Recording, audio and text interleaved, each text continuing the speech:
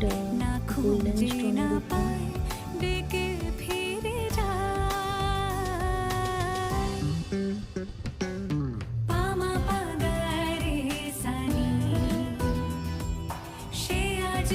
এটা গোল্ডেন স্টোনের সিলভারের টাচ আপ আছে, আর এটা পুরোপুরি সিলভারের উপরে জাস্ট একটু একদম মিনিমাম একটা গোল্ডেনের টাচ আপ দেওয়া হয়েছে। তো জানাবেন অবশ্যই যে আপনাদের কেমন লাগছে।